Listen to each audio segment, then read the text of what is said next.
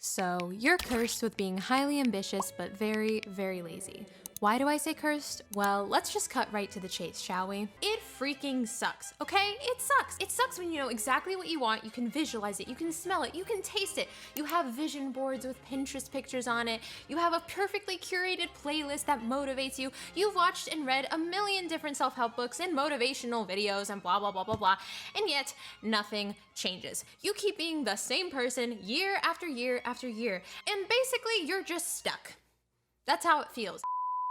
Hey guys, it's me, Estella, and for 6 years of my life, I honestly felt completely miserable. I had ambitions up to here, like the sky was the limit, and I was driving myself insane because it seemed like no matter how many planners I would buy and no matter what I would do, I could not stick to anything for more than 3 days. So if you're sick and tired of feeling sick and tired of yourself and you want to finally change this year, I seriously hope this video will help you and save 6 years of misery because I have been there and done that. Okay, so part 1 is about mindset, right? Because everything starts with our wonderful noggin up here, all of our dreams, all of our goals, self-discipline, and for whatever reason, all of the conventional advice out there just did not or does not work for me for some reason. I have to basically do the opposite. So when they're all like, visualize your dreams and imagine that you are your dream self, right? With your bikini body prancing around on a beach and your Ferrari with your millions of dollars just raining down on you while you have a mansion in the background and you're evilly cackling to yourself, right? Like, that's the advice that they give. That's the advice that we typically hear is manifesting or envisioning the end result of a certain dream, right?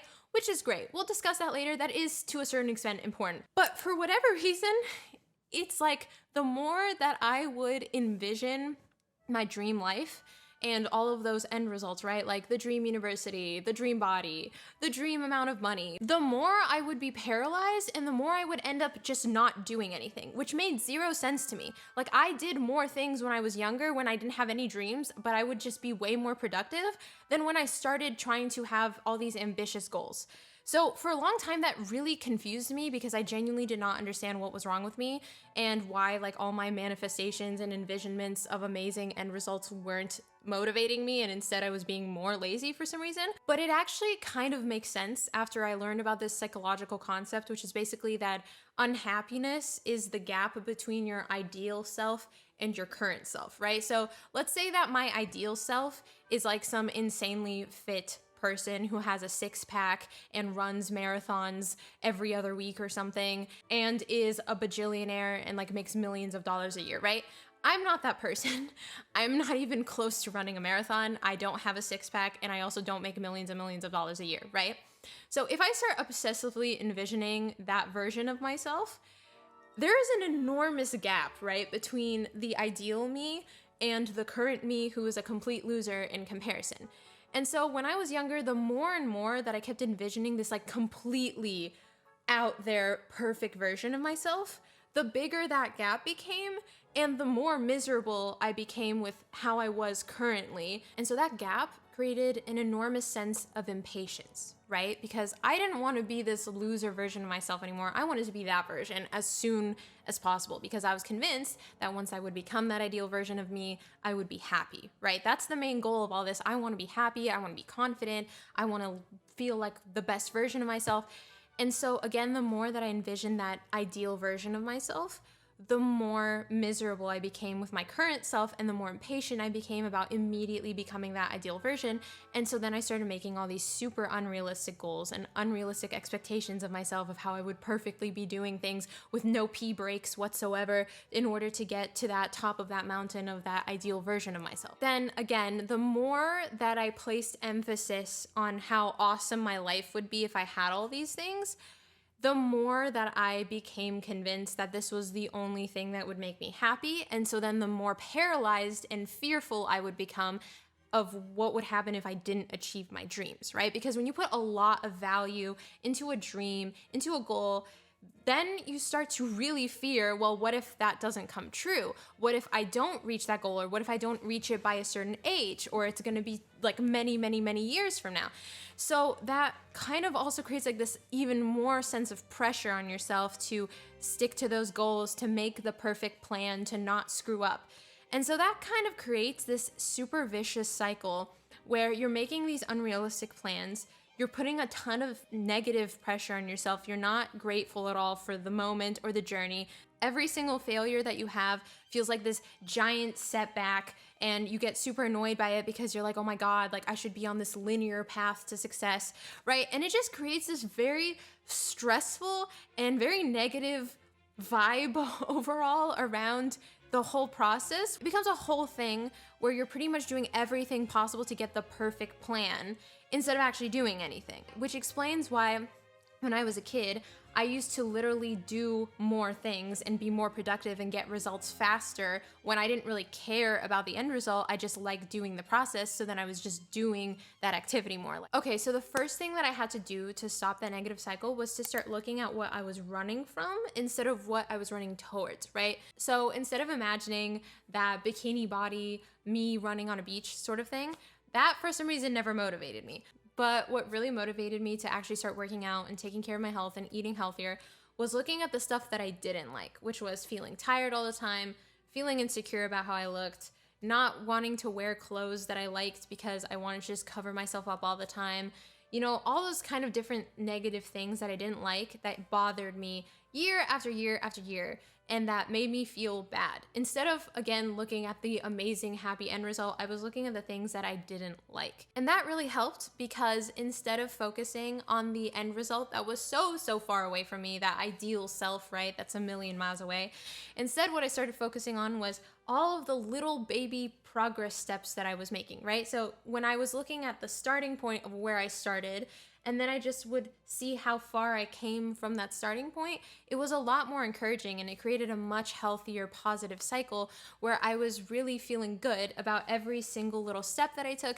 And I don't know, for some reason, this hack just really works for me. I get a lot more motivated, and I just have a lot easier of a time going away from something than towards a goal. And it's the same exact journey, right? Because ultimately you can look at how far away you are from the starting point of a mountain when you're in the middle versus you can be constantly looking up at how far away you are from the peak, right? But you're still going on the same journey. It doesn't really matter ultimately how you reference the frame of how far you are or where you started. Okay, so the next thing that I had to do was I had to be a lot pickier about the goals that I chose, because I used to have this terrible habit of literally just coming up with a wish list of goals and dreams that was like down to that was like Santa's list. You know, it was literally like 30 plus goals for 1 year. I'm trying to tell you, if you're struggling for years like I was with not changing in any aspect of your life, just do yourself a favor and maybe just start with 3 like areas of your life or 3 goals.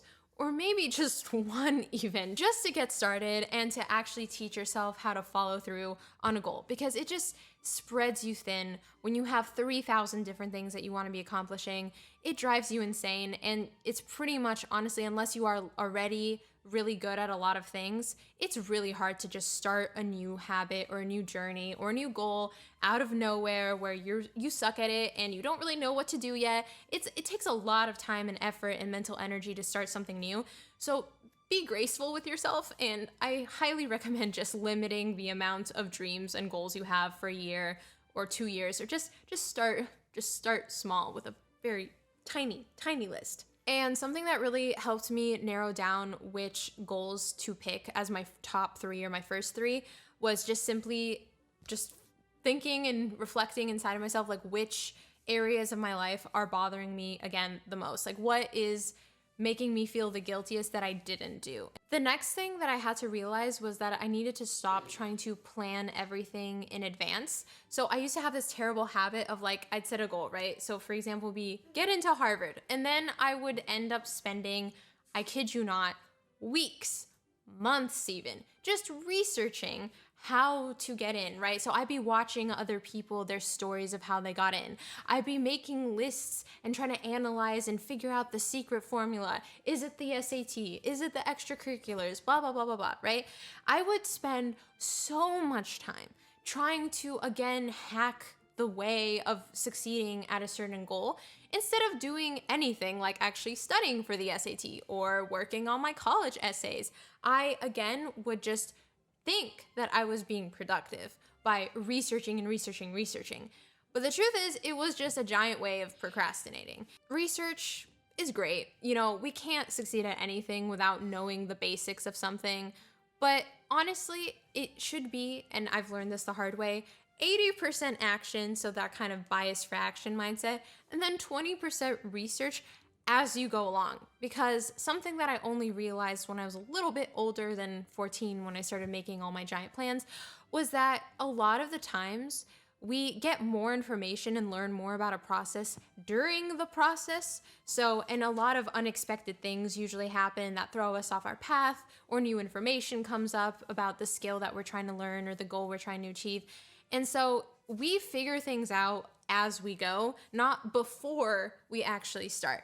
That being said, I want to introduce you to Thea Study, the sponsor of today's video, which is an amazing study tool that helps remove the anxiety and overwhelm of planning your study sessions and not knowing what to study. I am dead serious right now. Thea Study is going to revolutionize how you study and make your study sessions 10 times more efficient. Getting started takes less than a minute, as you don't have to waste any time making flashcards or a study guide by yourself, since Thea Study does it for you by harnessing the power of AI. You also don't have to upload anything. You can just describe what you want to study to Thea, and it can generate questions and study guides for you in just a few minutes. Of course, you do have the option to upload documents or notes to the platform though, and it'll use them to make summaries and generate practice questions or flashcards for you. Thea also uses the Socratic study method, since it has been proven time and time again to improve students' learning comprehension. The Socratic method basically just involves a teacher asking a question, a student answering, and then the teacher giving feedback on the student's answer. So the Smart Study feature allows you to apply the Socratic method without the need for another person teaching or quizzing you. Smart Study also uses spaced repetition and requires you to actively recall what you're studying, so as you study, you get feedback in real time on what you missed. You can also read explanations and click the Learn More button to maximize retention, and you can also go to question history to review the questions you've already seen and filter by ones you got right or wrong to review. This way, you don't have to waste any time setting up flashcards, study guides, etc., and instead you can focus on actually retaining the meaning of what you're studying, as self-quizzing is proven to help with memory retention and improving grades. And since many students today struggle with test anxiety, Thea's tests feature allows students to practice taking timed tests during their independent study sessions, which helps ease anxiety for test day. There's several question types as well: multiple choice, short answer, true false, select all that apply, fill in the blank, and graph interpretation questions. And there's also a matching game and a guess the term game in the memorize feature. Also, Thea Study supports almost every subject, from basic biology to advanced medical studies and niche topics like astrology, Harry Potter, or Greek mythology. Best of all, Thea Study supports math subjects, which is uncommon because large language models, aka AI, are not reliable when it comes to solving math problems, so the team at Thea Study built their own unique solution that uses several inputs to produce the best quality studying experience for all subjects, including math. The Thea platform is also available in 80+ languages, so if you want to transform your studying experience and finally get the grades that you want, go to the link in my description box to join Thea Study now for free.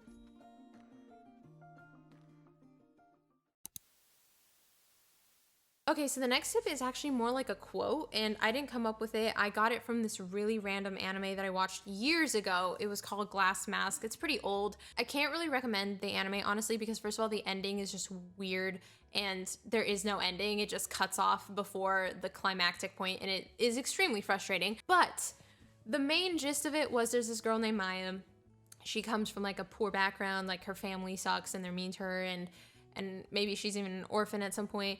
And she wants to become a professional actress. That is her dream. That's like all that she thinks and cares about. And what happens is she goes through a lot of trials and tribulations and hardships to get there. But at some point she tells someone, I think to herself, she actually says it as like a little monologue, that, you know what? I'm not gonna give up on my dreams. No matter how hard it gets, even if there's a 1% chance that I'm gonna succeed at this, I'm gonna give it my all. And I'm gonna die knowing that I tried my best and I went for it. And that quote stuck with me ever since It's been years since I watched that show. I don't even remember what happens in the show, honestly, except for that one quote. And it just really stuck to me because I realized that when I pick a goal and when I decide to pursue it, I need to have this kind of unconditional dedication to it. And yeah, so that quote just really, like I said, helped me a lot. It helped me remove that fear of failure that I had, that paralyzing fear of failure that would make me get stuck planning and researching all the time. You know I'm committed for the long term, and it helps me move on from the failures, and it also helps me, again, just not be scared anymore of failure, because I know that it's possible, that things will ultimately not work out, but I still choose to commit myself to the goal anyways. Getting fit and like running, exercise, I used to get injured all the time. It was actually ridiculous. I genuinely thought I was cursed because I just got injured so many times. I would just start running for 5 minutes. The next day I would have like bursitis in my hips. I'm not even kidding. I tried to play tennis when I was younger. I got every injury under the sun, from shin splints to stress fractures to problems in my back, to bursitis again in both of my hips, heel problems from running even like 10 minutes. So I genuinely thought that I would never be able to be fit. For a long time, I believe that, and I basically gave up on exercise. And I also gain weight super easily. I can gain 10 pounds in a week accidentally after a vacation or a holiday or something. I genuinely did feel for a long time like I just did not win the genetic lottery at all when it comes to fitness, health, all that kind of stuff. But I just made a resolution to myself a few years back. You know what? Even if I am genetically cursed and nothing will come of this, I will never be able to get fit and healthy. I will get injured a million times, and I will never be able to lose weight and feel healthy and be able to eat a normal amount of food without rapidly gaining weight for no reason, seemingly. I decided for myself, you know what? I'm gonna keep exercising. I'm gonna try every form of exercise under the sun if I have to. I will try every form of a healthy lifestyle change with food, from intermittent fasting to maybe trying cutting out sugar, to trying different, lifestyle meal plans like Mediterranean diet or whatever, until I find something that works. Then I will rest easy and I'll know, you know what, I was cursed. But until I have tried every single possible path, I will not rest. I will not give up on my dream of being a really fit person until I've tried everything under the sun. And that's the kind of mindset that I have towards work, towards fitness, towards family. And again, it's not for everything, obviously. I'm not here I will do everything possible to learn the clarinet, which I don't even care about, but it's about the major things in life. And it really just helps me when I'm having setbacks, when I'm feeling discouraged, when things are going not my way at all, to remember just how committed I am to a certain goal. If I can't be the most talented, which I'm not really talented at anything, if I can't be the smartest, which I'm genuinely not the smartest person out there, then I will be the most stubborn person. That is the one thing that no one can take away from me, is that stubbornness. Okay, so now that we talked about mindset, which I do think is honestly probably one of the most important things still, because as you guys can see, there's so many ways that you can get stuck along the way, even before going after a goal. But the next part 2, is about actually how to set wishes, goals. So the first thing is that it needs to be specific enough where you know that it's come true, right? Because otherwise then it's just like a horizon line that just never stops moving, and then you'll never know that your wish came true. Again, saying something like, I want to be rich and successful, it's like, okay, well, how rich is rich, right? For somebody, maybe making $100,000 a year is like the dream come true rich, right? Maybe for somebody else, it's $500,000 a year. Maybe for someone else, it's just living passively off of income from real estate, right? So it's really important to just be able to clarify to yourself, what is my goal? Once I've achieved that wish, I will know that I achieved it. It's not just a never-ending horizon line that I'm never satisfied by. The next thing is for it to be emotionally charged, right? You probably have had that case where you know that you should be doing something. For me, it was clarinet and violin. When I was younger, my parents signed me up for violin, then clarinet. But again, those were not things that I enjoyed, that I genuinely wanted to be good at, or that I really cared about. I had zero emotions. I couldn't care less if I quit violin the next day. And sometimes the truth is, we have wishes or goals that are not actually ours, that maybe have been imprinted onto us from our parents, from society, school, etc. And we feel like we should want it, but it's just not our thing. it takes a lot of sacrifice to go over like a big wish or dream. So to me personally, it has to be something that I'm really emotional about, that, I would start crying if I talked to you about it, like the real reason why I'm going after a certain wish. And the way that I find that emotional reason that like makes me want to cry when I think about it is just asking myself, like, why do I want to be fit, right? Is it to show off to everybody else? And the answer then I was thinking about it is no. It's because I want to be energetic. I want to be able to lift up my little brother. I want to be able to run for more than 1 minute with him without getting winded. And again, I understand that everyone has their own view of like, what's their standard is. But for me, I always had a really kind of athletic body growing up. But that's just what I grew up with. I was a pretty active kid, and that's the standard that I got used to. And then when all my health problems started and my injuries, and then I rapidly gained weight because I stopped exercising, it really impacted my mental health a lot. And I never wanted to go through that again. I really just realized that for me, an active lifestyle is like make it or break it for my brain and just for my life in general. And it's something that makes me really emotional. Like I really hate how sad I was those years when I felt disconnected from myself. I wasn't doing sports. I was just like wearing super baggy clothing all the time. And I just really did not feel like myself. And I never want to feel like that again.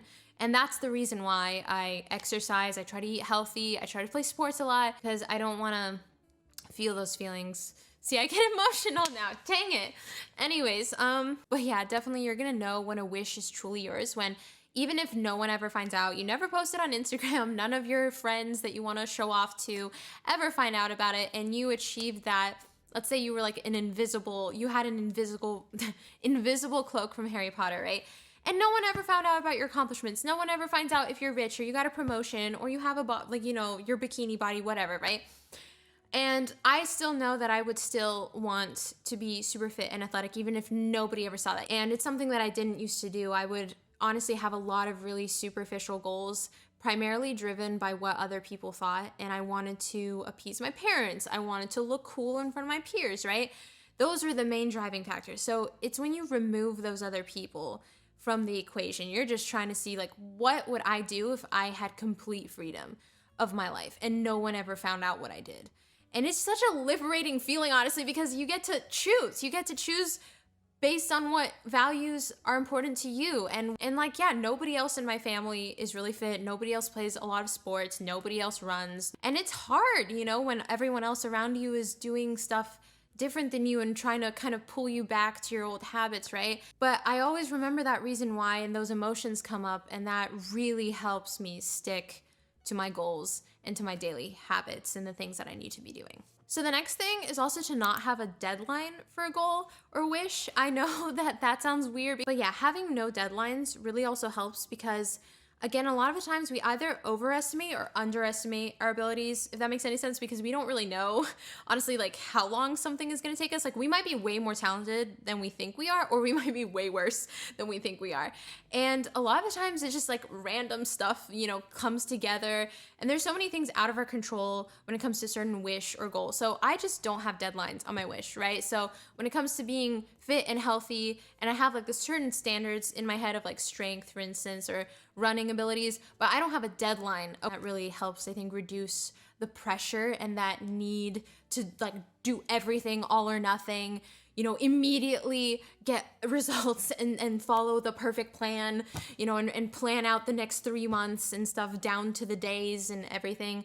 It just removes that really annoying pressure that makes us start super strong and overdo stuff in the beginning and then crash after 3 days. Okay, so the next thing is super important, and it's believing that you can actually achieve your wish, right? Because that's also something that I didn't really understand. I used to, again, make super honestly out there wishes. Like, I want to be a millionaire by the age of 20 or something. And I want to run like 10 marathons when I can't even run for 1 minute. Stuff like that. And you just know, like, when you make a unrealistic plan or schedule or list or, goal, whatever it is, wish, like, that gut feeling where you're like, okay, I know this is not going to happen. Like, this is honestly like a fantasy, right? Because, okay, yeah, I could go literally say like, I'm gonna do a marathon in a week when I can barely run a 5K right now. And deep down, like, I don't believe that I can run a marathon in a week. And if I even tried, I'd probably get really injured. So, of course, a huge thing is believing that you can actually achieve a wish, right? Because we're not gonna waste our time going after something that we don't think is gonna happen, honestly. Like our brain is not dumb. We're not gonna waste our time and energy and effort when we could be doing something fun or just spending time better on something that actually makes sense versus going after some completely insane dream that we don't believe is possible, right? And so of course we'll just self-sabotage ourselves or procrastinate because honestly, deep down, we don't think there's any point of pursuing or doing this habit or activity, and we think it's not gonna lead anywhere. And so there's kind of two ways to approach this. Either you go, negative belief after negative belief and you sort of debunk it. You look up examples in real life on social media or, on the internet of people who also, for instance, struggled with yo-yo dieting and losing weight and getting healthy in a healthy way, not, starving themselves and everything. And looking at examples, again, on social media of people who actually did it. So one way is definitely debunking those negative beliefs one by one. And the other way is definitely just breaking down the goal or the wish to a level that you actually believe you can achieve, and expanded my wish over time the more that I believed that I could do the thing. So yeah, sometimes it's just really important to break down a wish to a smaller level where you actually believe that you can achieve that wish and you can do the things that you need to do to get there. Okay, so part 3 is the formula for action, right? So how do you actually take the action now that you've got the right mindset, now that you have the wishes and you know what you want? And so the first step is to figure out a basic formula. Again, not overdoing it with the research, not, making insane plans down to the minute for the next 3 years, which I used to literally do, okay? Because so many things can happen that will, good and bad, that can pivot the direction that you're going, right? So again, the basic formula. With being fit, it's like eat healthier, right? At least cut out junk food as a first step. With being successful, right? For instance, getting good grades, start studying daily, get a timer, and just make yourself learn how to focus and sit at a desk. First step is just being able to be at the desk and focus, right? Train your focus, for example. Figure out the first step of the formula to success. So once you know the first step, you can start setting the goals for that first step, right?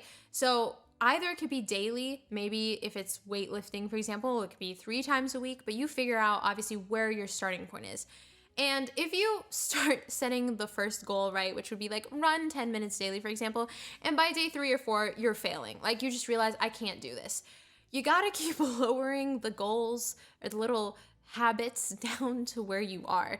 And it's definitely very discouraging a lot of times when we realize just that we're way worse than we expected we are at something in the beginning, and that it's way harder usually than we also thought it would be. But you gotta meet yourself where you are. And an example of this is like pull-ups. I can't do a pull-up to save my life. Honestly, it's depressing how weak I am.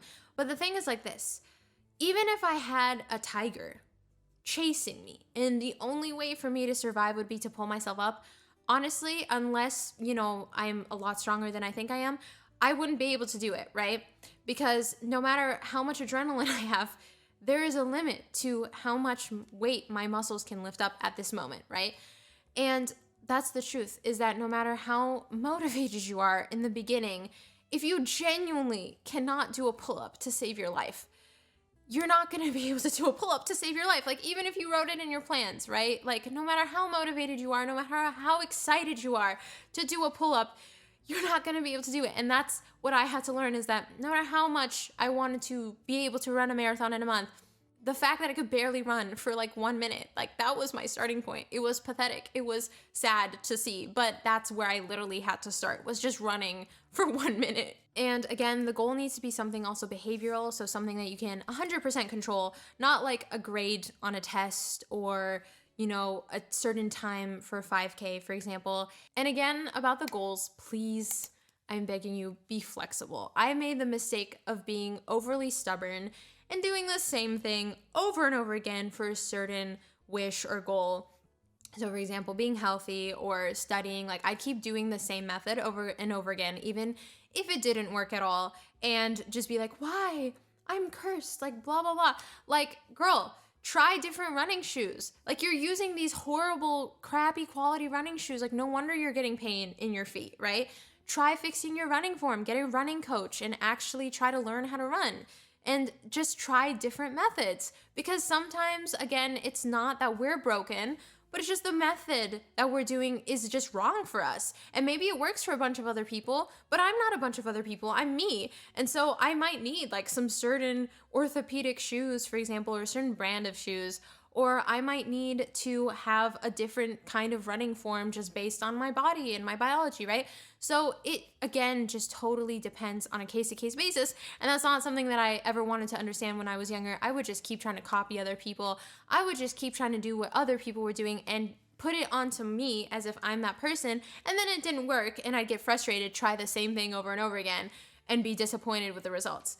When the truth is, you really do just need to be flexible and try different methods towards a certain goal to figure out what works for you. And last but not least, oh my God, this is a long video, it's action, right? That's the whole point of this video, was to get to the point of the actual action. So how do you actually make yourself do the action despite all the stuff that we just talked? Well, my main secret is just do it.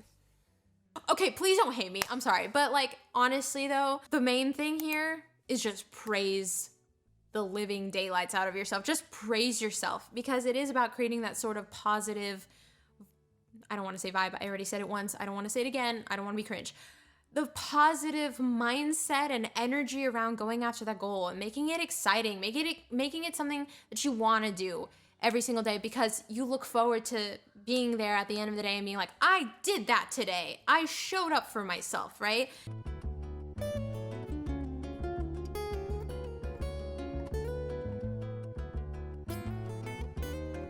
I really hope you guys got something, anything from this video, that maybe you'll save some years of misery and confusion and frustration from your life. You got this.